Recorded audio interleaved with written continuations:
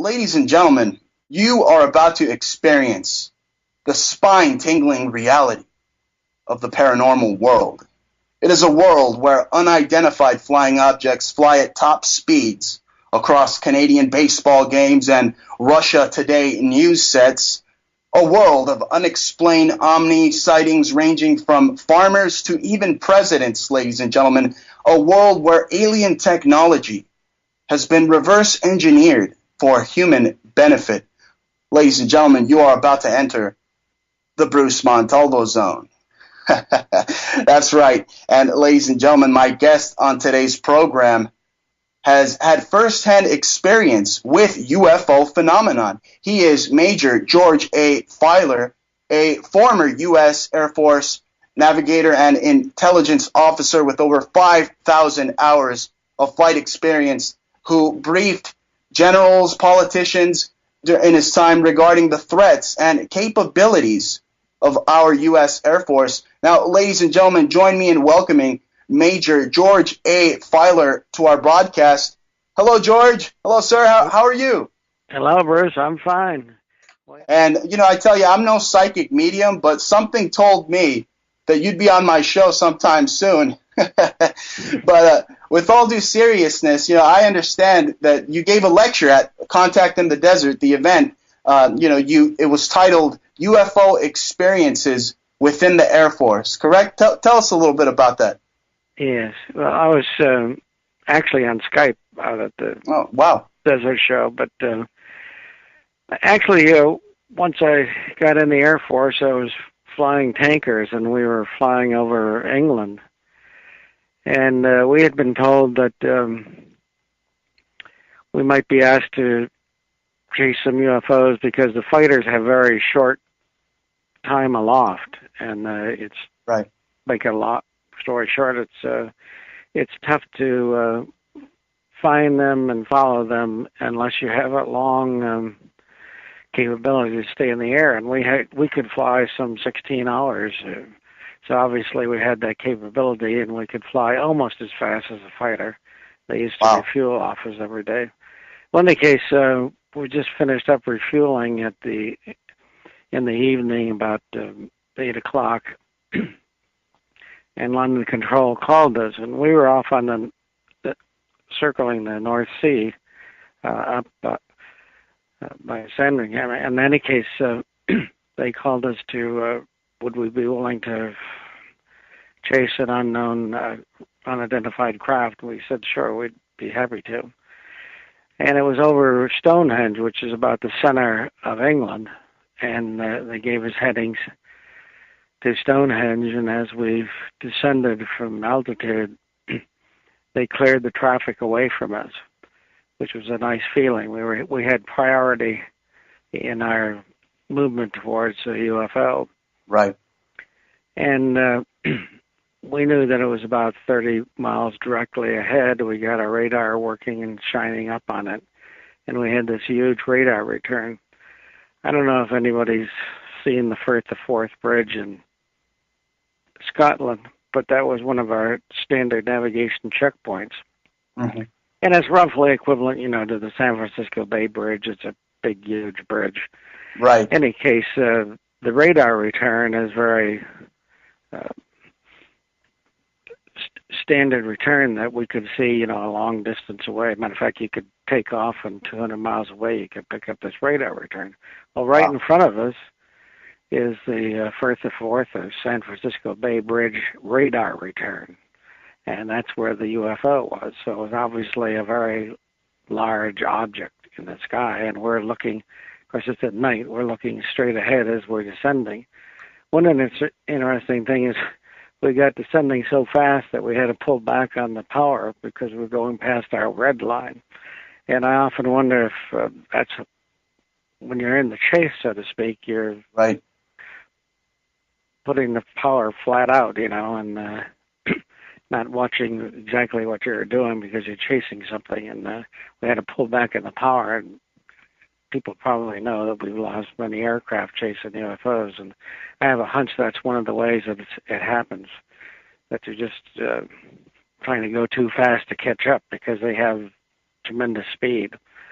any case, we're diving on it, and we're getting out, 20 miles, 10 miles, and so on, and London Control is calling out, you're 10 miles ahead to the UFO, and we can see what looks like a ship at sea, like a cruise ship at sea with a whole bunch of lights. You couldn't actually see the outline of the craft, so to speak, but you saw multiple lights, almost like a city out there. Right. And when we got a couple miles away from it, we're doing like over 400 miles an hour, and it just lit up and flew straight up into space. It's kind of like the shuttle that you see at night going up. Right. Reminded very much of that same scene.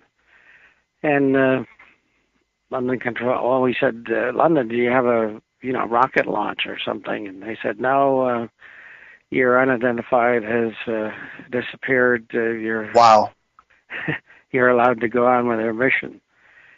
Well, we wrote it up in the navigator's log and stuff and turned it into the squadron. And frankly, it was almost like people didn't believe us, but nobody got too excited about it. I have heard that, other crews were told not to talk about it and everything. Well, that wasn't the case with us. Right. You guys weren't debriefed after that? No? Nobody debriefed us. Wow. And your adrenaline, it must have been off the charts. Chasing a UFO at top speeds.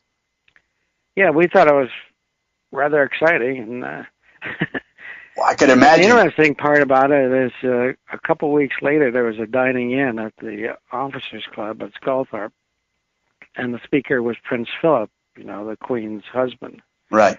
And he came on and gave his little talk, and he said he would like to speak with the aircrew that chased a UFO, 2 weeks ago. Right. And interestingly enough, he knew all about our chase, and that we sat down with him and had dessert, so to speak, and smoked a cigar. He was, I don't normally smoke, but in any case. And that's the perfect case, too, right? But he was very familiar with what had happened. London Control apparently was briefing him, and he said that he liked to debrief the crews himself that had chased UFOs, or else one of his aides would go and visit the RAF pilot or whatever that happened to be chasing him, and he was quite convinced that they were real. They were flying in the English airspace, pretty much around the world. And I asked him why that, he had such interest. And he said he was raised by Earl Mountbatten, who had been a Navy admiral, one of the highest ranking officers in the military. As a matter of fact, he was the equivalent to MacArthur in the Pacific. Wow. And he said that and had like 1 million men under his control. And people don't remember, but he was also the last Viceroy of India when the British gave up the colony, so to speak, to India. But he said that his uncle was well aware of UFOs and had seen them up close, and that, bluntly, he believed his uncle who had raised him that the UFOs were real. And I have a hunch he knows a lot more than he was telling us, but he indicated there's no doubt in his mind that they exist. Absolutely. And I have found that if you can talk to 4-star admirals and generals and so on, most of them admit that they know about it. And they have a need to. You have a need to know in the military. 99.9% of the military people know nothing about it, unless they've seen it or chased them like we have. But 4-star generals and admirals who have area commands know about UFOs, and they appoint 3 or 4 people that will handle that for their command.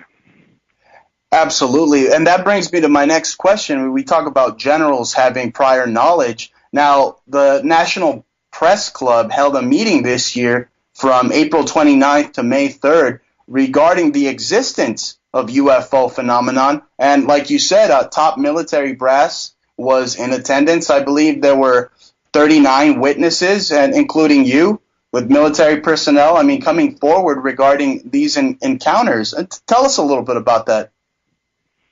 Well, there was many. I was on the pilot council, so to speak, but there was 6 retired congressmen and senators, and they were very surprised, at the various testimony given, that they said that in Congress they had not received that kind of information and that it should be looked into.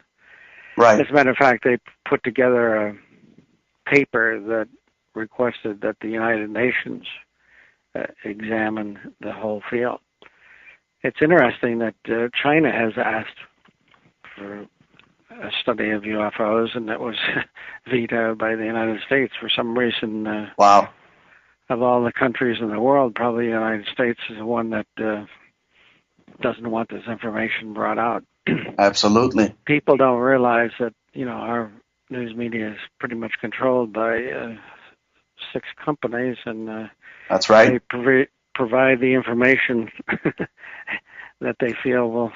Right, these 3-letter news organizations run us all. Wow, amazing. Not me, that's for sure. Well, I think, people like yourself and Jeff Rentz and so on are trying to get out what amounts to is the truth in Absolutely. the situation. At least you should listen to both sides and decide for yourself. And one of the things that I try to do is, since I was an intelligence officer and used to write weekly intelligence reports for the Air Force. That's right. And predicted the Tet Offensive in Vietnam and had some successes doing that. But I keep on writing this intelligence report. This time I'm writing it mostly about UFOs and ancient aliens and, what's going on in the Middle East and so on. Right. Absolutely. But, I'm happy to send it to anyone. We send it to thousands each week. And all they have to do is write major star, like a major star in the sky, at Verizon.net, and I'm happy to send it to them weekly. That's right, and you're part of the National UFO Center as well. Now, Mr. Filer, moving on, what were some of the conversations that you can recall having with some generals and congressmen during your time as an intelligence officer for the Air Force, like you stated? Well, most of the time, I wasn't in on any detailed information, if you know what I'm saying. Right. But what we did get was the air crews regularly saw UFOs, and they would report them, and then I would, in turn, give that information to the generals in our morning briefings that, such and such air crew over Greece or wherever it happened to be had sighted a UFO and they had flown formation for 20 minutes or whatever. Or in some cases they even did rolls around the aircraft. Sometimes they show off, Yeah. Really. They seem to have a sense of humor almost. That's right. And, we have to go back to your encounter because, our listening audience, to me, it sounds like you encountered an alien mothership in 1962, the story that you were explaining to us earlier while you were flying over that United Kingdom airspace. But you also reported an extraterrestrial, an ET, being shot at Fort Dix. Is that correct? Yes. Well, when I was 21st Air Force Intelligence, I would go to work, early in the morning to prepare my briefing for the generals at 8 o'clock. Right. And this one morning, September 27th, 1978, I went into work. And it was a little unusual. They stopped us at the gate and made us show our ID cards and all this kind of thing. And as I drove on, I could see a bunch of red lights out on the runway, so I assumed that maybe there'd been a aircraft crash or something. Right. In any case, when I got into the command post, I was briefed that there had been UFOs in the pattern all night, and that one apparently crashed, or at least was damaged or something and landed at Fort Dix. Now, Fort Dix and McGuire are right together. There's just a fence between the two. And that apparently a security policeman had seen an alien, what she described roughly as, 4 foot tall, probably a gray, Right. and inched amongst a lot of military equipment and told him to stop. And the alien did. In one case, the story is that he was shot the alien and put a couple bullets into the UFO that was hovering above them. Wow. And the UFO flew away, and the alien started running towards McGuire Air Force Base. And they said that what they were telling me is that they had found the alien out on the end of the runway at McGuire, that apparently he had gone through the fence or over it and had died. Wow. On the runway, and that a C-141 was coming in from Wright-Patterson to pick him up. And I was kind of surprised because I didn't know there was one C-141s at Wright-Patterson. Apparently there was two for these special kind of missions. And they came and they swooped them right up. They came in and actually picked up the alien who had passed away. Now, I didn't see the alien, but I was told that I should brief what I just told you to the general that morning. Wow. And then later on, just before I went on, I said I had tried to call around, to whether we had a wing command post below us to check the story out with them, and I also called the security police and checked the story out with them, and they all claimed that it was real, that there was some kind of a body picked up at the end of the runway. However, I did not see it. I was told that it looked something like a gray, that it did not look human. Let's put it that way. Right, the big black eyes and the oversized head, correct? Well, apparently that's what they saw. I didn't see it, and I wasn't given Amazing information about that. One interesting thing is that our wing commander was shortly transferred after that. The security police who were out guarding the body were transferred almost immediately. I was retired, and anybody who knew anything about it was separated in one way or the other. I could imagine so.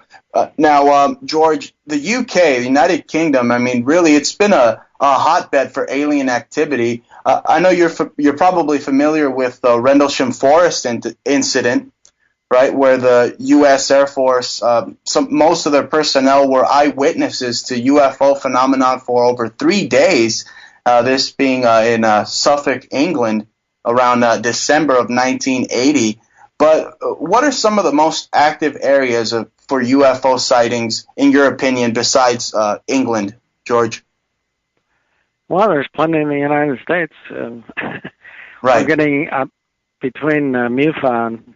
I'm the Eastern Regional Director of MUFON, Mutual UFO Network. That's right. We're getting around numbers 1,000 reports a month. And then there's Peter Davenport at the National UFO Reporting Center, and he's getting about 1,000 reports a month.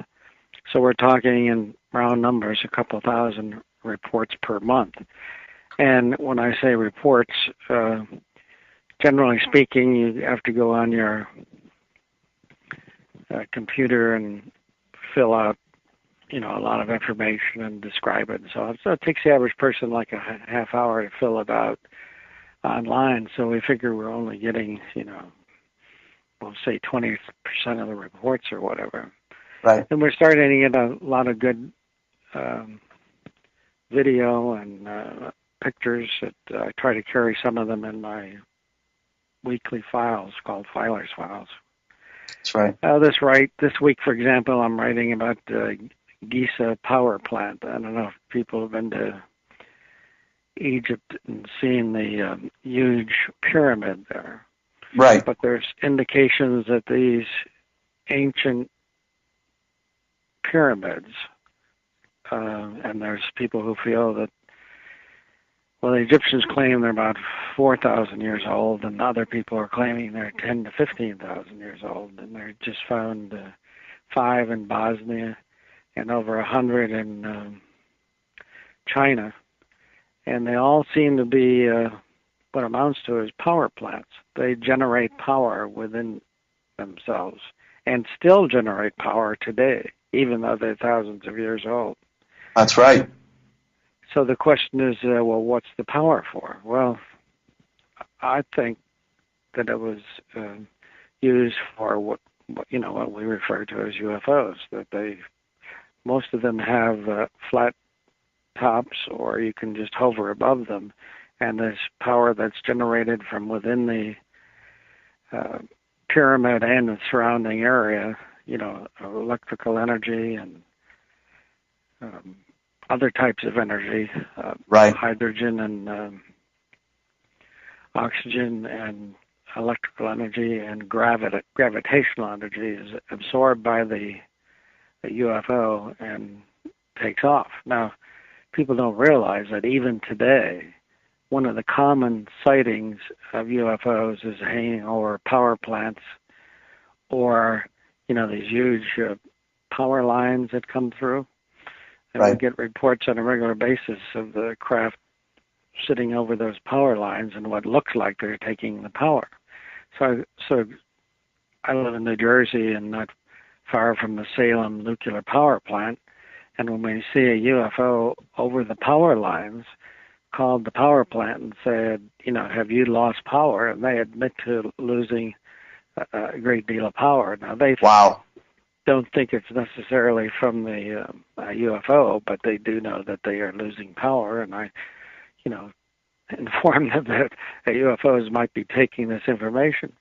We found that a Pennsylvania company that produces power was warning their employees to that effect. So there's something going on there. Then we've also seen the UFOs taken from the space shuttle, the space shuttle flying 300 miles out or so, looking down on the Earth, and the UFO will be flying along at thousands of miles an hour and comes to huge storms, with electrical lightning and so on going on. That's right. And they'll stop right over the top of these storms and appear to take on, the lightning into the craft in some way. Wow. Probably building up their battery, so to speak. Right. And what I think is funny is when most of these sightings occur, they sometimes happen on popular roads, like popular highways. It's like almost as if the extraterrestrials are tourists when they come to the Earth, and they want to know how to get to point A to point B, so they follow the highways. Have you heard a lot about that? Sightings throughout popular highways and whatnot. Yes, we get a lot of trucker reports, particularly. They're out on the road. A lot of them have computers, that kind of thing. And they'll be, we get a lot through Pennsylvania, also state of Washington and Oregon, and quite a bit in California, in the mountains. How about Texas? Texas is one of the areas that has the largest number of UFO sightings. Thought so. Right. It's pretty well spread all over the country, more so than people realize. But right. But a lot of it is, on the weather and how much you can see and this kind of thing. And I talk to people that work at Philadelphia Airport, and they say almost daily they have UFOs going over at very high altitude. Right. UFOs meaning they don't know exactly who and what they are. They're not reporting or anything, but they're moving at speeds that we're not aware that we have craft that move at 10,000 miles an hour or 100,000 miles an hour.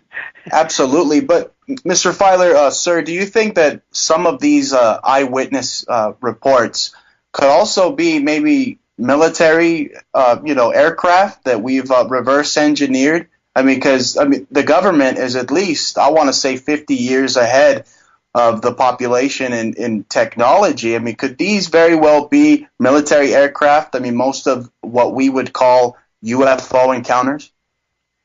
Well, Jan Harrison, who lives in the Los Angeles area, by the way, is the new MUFON international director. Right.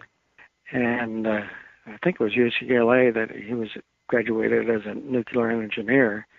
And Ben Rich, who was the head of the Skunk Works and probably the greatest engineer in history of this country, at least since Tesla and so on. Absolutely. Gave a talk to all the engineers, and I think this was in 1998. And he told them at that time, the United States and Lockheed essentially had the capability of taking ET home, which would indicate that we have what amounts to as UFOs. And as a matter of fact, he showed a UFO, a disc-type craft in his talk. And he was, they helped build the SR-71 and so on. Has some of the best, some of the best aircraft we've ever built in this country. So it's quite likely that we do have some, what we would call UFOs, unidentified flying aircraft that are not our own. That some are our own that we've back engineered. Right. I mean, like the Russians, for instance, their military base, Kapustin Yar, they would actually have their military base from an aerial view resemble some type of crop circle or something to lure unidentified flying object to fly in their airspace, because they had directives to shoot all unidentified flying object down in hopes to reverse engineer this technology. So the Russians have been doing this, I want to say, almost more or around the same time as us. Yeah, I don't encourage shooting them down, but a lot of nations apparently have tried to. I know I'd heard similar situations in Cuba and so on, where different countries had attempted to shoot them down. As a matter of fact, I'm pretty sure that we have too. And usually, the aircraft that do that don't come back. They seem not to. They seem to be neutral, but if you attempt to shoot them, they will return the fire, so to speak. Wow, I could only imagine what type of firepower they're packing too. Wow. When I was briefing the generals, I remember in 1976, the Tehran, Iran sighting came in. It was confidential, but it was from our, I guess it was the Iranian Air Force sending the information, but in any case, they had seen a UFO just north of Tehran and sent up 2 F-4s to intercept it. Wow. And it looked like the UFO was sending, we'll say, like a missile at them. So they turned on their weapon systems and attempted to fire at the UFO, and the weapon systems would not work. As a matter of fact, the radar and everything shut down. Wow. Only allowing them to keep airborne, so to speak, indicating vast technological capability far above anything that we had. And absolutely unbelievable. Wow. Now, most people, tell us about the ridicule factor. I mean, how governments of the world try to silence their detractors people who know, such as yourself, people who know that we're not alone. How effective has this ridicule factor been in the past? Well, even people like Edgar Mitchell, who's the sixth man who walked on the moon, he's Right. claimed that UFOs are real and so on, and NASA, so many words, denies that he knows what he's talking about. And pretty much anyone in the military. What's interesting is that you talk to some of these people in NASA and the military and stuff that know about this privately, will say, you're right. Exactly. They do exist. They are here, but we're not allowed to reveal that information, to the public. But and if you talk too much about UFOs and so on, you probably won't be promoted. There's a lot of that kind of thing going on. And each president has pretty much made the decision to not to reveal the information to the public. And although President Reagan and President Truman both talked about it fairly often. That's right. Now, speaking of them, George, I find it amazing that extraterrestrials make themselves known to our leadership here on Earth. I mean, from everyone, from George Washington to, like you said, Ronald Reagan, Nixon, even Carter. Let's talk about some of those presidential UFO stories. Can you tell us a few? Well, President Reagan was probably the one who talked about it the most, that he had actually seen them when he was governor. Actually, right. Truman also saw them when they were governor.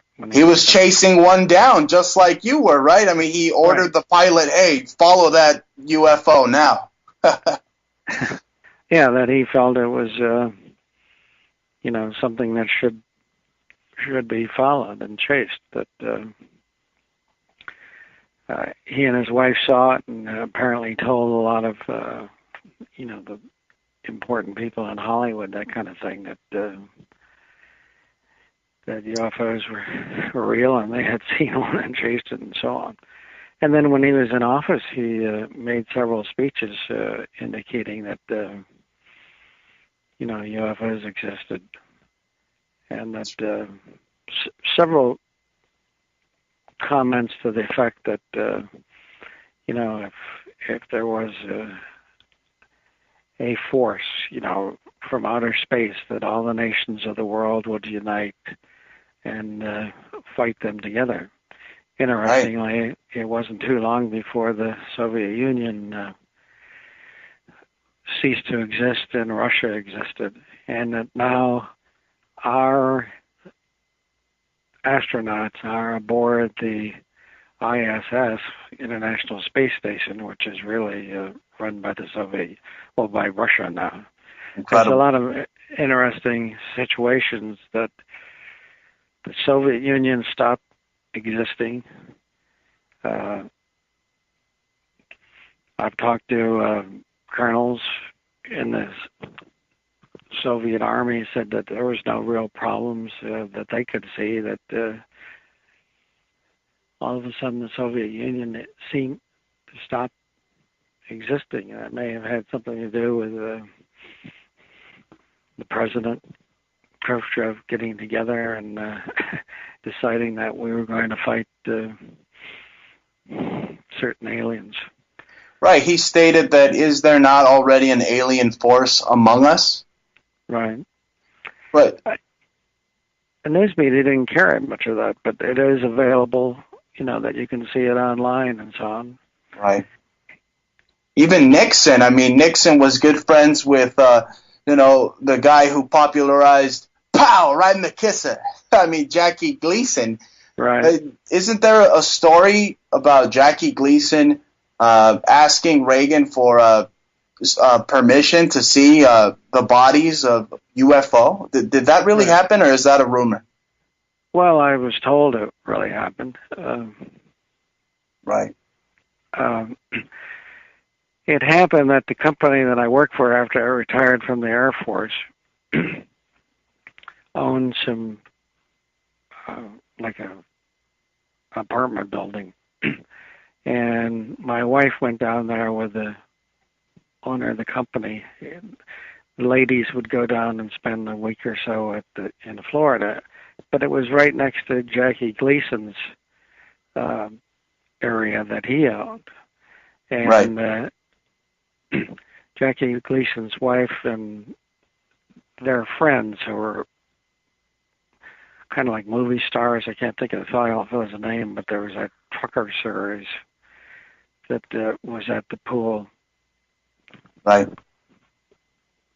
with her, and they, in any case, they were discussing the fact that Jackie Gleason had a home in the shape of a UFO, and that he, in fact, had been taken by President Nixon to Homestead Air Force Base and shown alien bodies and alien craft. Wow. And that he was, quite excited about it, and had told, you might say, this small group of people that he had seen that. Well, this small group of people was also at the pool with my wife, and not to brag, but I have a very beautiful blonde wife. Absolutely. Hey, congratulations. I'm looking for one too. In any case, she was a model and all that kind of thing. And very nice. And in any case, people kind of warmed up to her, and talked to her and that kind of thing. Well, in any case, they told her that Jackie Gleason had seen the aliens, etc. Now, it's a story. Jackie Gleason did not tell her personally. It was the wife and this other good friend of his. It was word around the campfire, right? Right.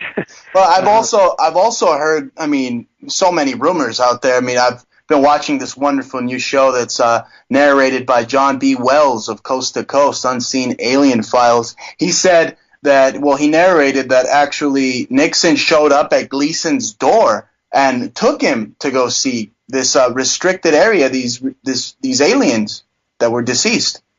Well, when Gleason came, or Gleason was frequently down in southern Florida, and when he would come down, he'd like to, meet with Gleason, and they would go golfing together, that kind of thing.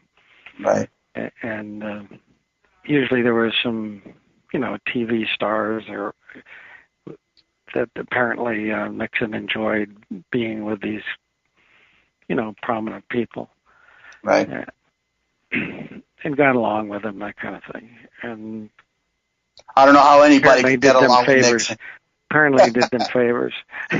I bet. Well, George, moving on, let's talk about some of your Filer's Files. Now, the comet Ison.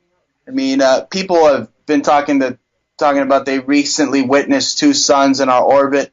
We're not too sure about that, but the comet Ison's existence, we're sure about that. What's the latest surrounding the comet, George? Well, as I understand, it's going to be going past Mars at the end of this month. And, it exists out in space, but it looks a little bit different than most comets. And so we have a dozen satellites going around Mars now, and they're apparently, at least some of them, are going to try to get a better look at it up close. Its path is to go, past Mars and eventually past the sun and come around the sun and come back towards us, and it'll come comparatively close to us in the spring, I believe. But some people are claiming it's Nibiru. It's that's right. Not really a comet, that it's a planet, and it does look a little strange, and there is questions about it. It's probably just a regular comet, but it's one of those things that's a good idea to watch. And the government's kind of doing a lot of strange things. It's almost like they're getting ready for some kind of a That's major right. problem in the future. Storing up food and water and ammunition and that kind of thing that seems more unusual than normal. So I suggest in my files for people that if they got an extra few dollars, buy some water and Absolutely. some food. It never can hurt in time of bad situation. Go buy some canned corn and some Spam, because it's got its own lid, its own can opener. Never know when there's going to be earthquakes and tsunamis and volcanoes and pretty much the same kind of things. But our Earth is going through an area where there's more comets and asteroids and that kind of thing than a normal. And remember last year one flew over Russia and exploded and so on. And that's we right. don't always see these as they come in because they're dark objects in the dark sky, and one can sneak through without seeing it, or they may even know it's coming and feel there's not much they can do about it. Will it hit the ocean or will it hit a major city? I mean, yeah, you never know. Incredible. And there's some people out there that say the chances of that happening are fairly slim, but like you just stated, last year in Russia, I mean, there's an example right there. It could definitely happen. Well, it's happened in the past through thousands of years. It's obviously not every day, but on the other hand, they say that we get hit by tiny asteroids thousands of times a day. So there's and we're passing through a stream of debris that could be dangerous. So I suggest to people just play it a little bit safe. That their electricity might go out for a week or something, and then you can't buy anything at the stores, and you've got enough to get you by. That never hurts. Just with the fires and stuff. Absolutely. It never pays to be a little bit ready. And then you got Fukushima and the leaking radiation, all that. Oh man. Exactly. I mean, we're killing this world. I mean, this world is not going to be inhabitable if we keep. I mean, some parts already aren't. I mean, we keep going the way we're going. We're living, George, as if we have another planet to go to. And actually, that's funny. I mean, what can you tell us about the Mars One project? I mean, are they purposely trashing the Earth to just colonize Mars and get out of here? I don't think they. I think there's a good chance that we will attempt to go to Mars, not too distant future if we're not already there. And we're certainly there in numbers of satellites, photographing everything. And there's a lot of places on Mars, which I try to bring up each week, that there's places that look like ancient ruins. Or that's right. That the society, if it exists on Mars, has probably gone underground. But still on Mars, for example, this week it shows what it looks like an arch. There's plenty of pyramid-like structures, or plenty of, city-like structures. There's even UFOs in our in our photos. That's right. And, recently, the Russians set off a satellite to go to Mars, and it basically crashed. So It was interesting that they said it was the United States that knocked down their Martian satellite. They blame us for a lot of things, but I thought it was rather unusual that they should go that far. They're like the Pittsburgh Steelers of football playing against the Raiders, saying, "Hey, they're fouling us. They're fouling." Well, sometimes there's truth behind some of these things.